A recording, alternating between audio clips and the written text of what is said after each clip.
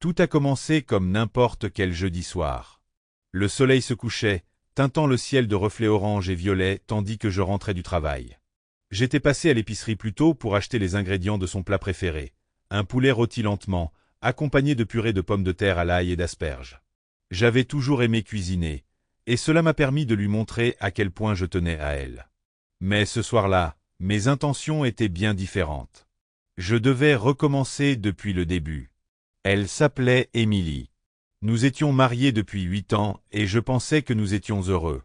Bien sûr, la vie avait ses défis, le travail, les factures, le stress habituel. Mais j'avais toujours cru en nous. Cette croyance a volé en éclats il y a 6 semaines quand j'ai trouvé son téléphone déverrouillé sur le comptoir de la cuisine. Elle était montée chercher quelque chose, et l'écran s'est allumé avec un message de jet. La curiosité a pris le dessus et je l'ai lu. Ce n'était pas innocent. J'ai hâte de te revoir. La nuit dernière a été incroyable. J'avais l'estomac noué. J'ai parcouru la conversation, les mains tremblantes. Messages explicites, photos, projets secrets. J'ai n'était pas qu'un nom. J'ai était un homme qu'elle fréquentait depuis des mois. J'ai senti le sol céder sous mes pieds. Colère, tristesse, humiliation. J'ai tout traversé, mais par-dessus tout, j'ai ressenti de la détermination. Je n'allais pas l'affronter sur le champ. Non, j'avais besoin de temps pour réfléchir, pour planifier. Si elle était capable d'une telle trahison, je n'allais pas la laisser s'en tirer. Je lui ferais sentir le poids de ses choix. Alors, pendant des semaines, j'ai agi normalement. Mieux que d'habitude. Je suis devenu le mari parfait. Des fleurs, juste comme ça. Des messages attentionnés tout au long de la journée. Un effort supplémentaire au lit si elle se sentait coupable, elle ne le montrait pas. Elle répondait avec gratitude, voire affection. Mais les messages adressés à Jay ne cessèrent jamais. Ils devinrent même plus audacieux. Ce jeudi-là, tout dégénéra. J'avais passé des jours à préparer le repas. Le repas n'en était qu'une partie. Le véritable clou de la soirée résidait dans l'enveloppe posée sur la table. Quand je suis rentré à la maison, Émilie était déjà là, allongée sur le canapé, vêtue d'un pantalon de yoga et d'un pull trop grand. Elle a levé les yeux et a souri. « Dis donc, ma belle, qu'est-ce qu'on mange ce soir ?» ai-je répondu avec un sourire qui n'atteignait pas tout à fait mes yeux. Je me suis mis au travail dans la cuisine, l'odeur de l'ail rôti et des herbes aromatiques emplissant l'air. Elle est entrée et s'est appuyée contre le comptoir, me regardant. « Tu as été si gentil ces derniers temps. »« C'est pour quelle occasion ?»« Je voulais juste te montrer combien je t'apprécie, » dis-je sans hésiter. La table était dressée, bougies, serviettes en tissu, tout était là. Elle semblait sincèrement touchée en s'asseyant et en prenant sa première bouchée. « C'est incroyable, Jake. Tu t'es vraiment surpassé. Je suis content que tu le penses, » dis-je en lui versant un verre de vin. « Il y a quelque chose que je veux te montrer après le dîner. » Elle fronça légèrement les sourcils, mais acquiesça. « D'accord. » Nous avons terminé le repas dans un silence relatif. Elle a complimenté la nourriture à plusieurs reprises, mais je sentais bien qu'elle sentait que quelque chose clochait.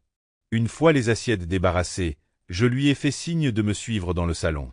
L'enveloppe était sur la table basse. Je la lui ai tendue sans un mot. « Qu'est-ce que c'est ?» demanda-t-elle. Sa voix était teintée d'incertitude. « Ouvre-le. » Ses mains tremblaient légèrement tandis qu'elle sortait les papiers. Son visage perdit toute couleur en lisant la première page. C'était un rapport détaillé du détective privé que j'avais engagé. Date, heure, photo. Elle et Jay à l'hôtel. Elle et Jay au restaurant. Elle et Jay dans sa voiture, s'embrassant passionnément. « Jake, je peux t'expliquer. » « Non, » l'interrompis-je d'une voix calme mais ferme. « Je ne veux pas de tes excuses.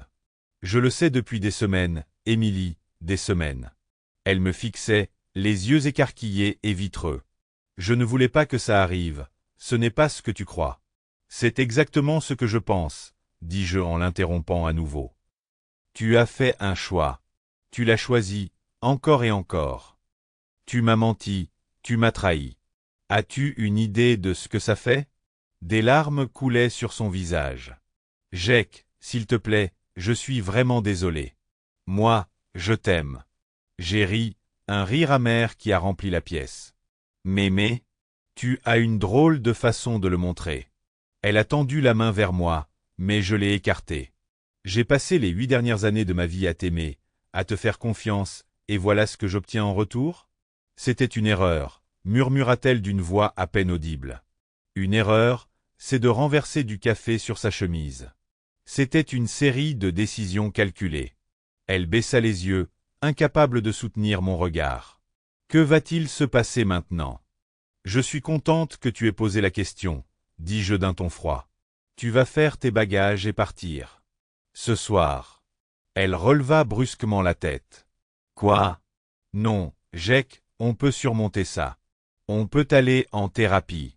On peut. Non, dis-je fermement. C'est fini. J'ai déjà parlé à un avocat. Les papiers du divorce sont aussi dans cette enveloppe. Tu verras qu'ils sont très généreux. Je ne veux pas me battre. Je veux juste que tu sortes de ma vie. Elle m'a regardé, le désespoir dans les yeux. S'il te plaît, Jake, ne fais pas ça. Je ferai n'importe quoi. Je restai debout, les poings serrés. Il fallait agir avant que tu couches avec lui. Maintenant, c'est trop tard.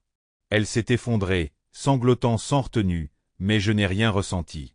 Ni pitié, ni regret, juste un froid sentiment de justice. Il y a encore une chose, ai-je dit d'une voix ferme. J'ai envoyé une copie de ce rapport à la femme de Jay. Elle aussi méritait de connaître la vérité. Elle releva brusquement la tête, l'horreur gravée sur son visage. Tu ne l'as pas fait? Moi si. Elle m'en était très reconnaissante, d'ailleurs. Elle a dit qu'elle se doutait de quelque chose, mais qu'elle n'avait aucune preuve jusqu'à présent. Les sanglots d'Émilie se transformèrent en gémissements. Elle suppliait, implorait, mais j'avais déjà pris ma décision. Je lui tendis une valise que j'avais préparée plus tôt et lui désignai la porte. Tandis qu'elle titubait dans la nuit, j'ai ressenti une étrange sensation de paix. Pour la première fois depuis des semaines, je pouvais respirer. La femme que je croyais connaître était partie, mais le poids de sa trahison aussi. Le lendemain matin, je me suis réveillé avec un texto de la femme de Jay. Merci, je demande le divorce aujourd'hui. J'ai souri. Justice avait été rendue et j'étais libre de prendre un nouveau départ. Seul, mais libre. Et pour la première fois depuis longtemps, cela me semblait suffisant.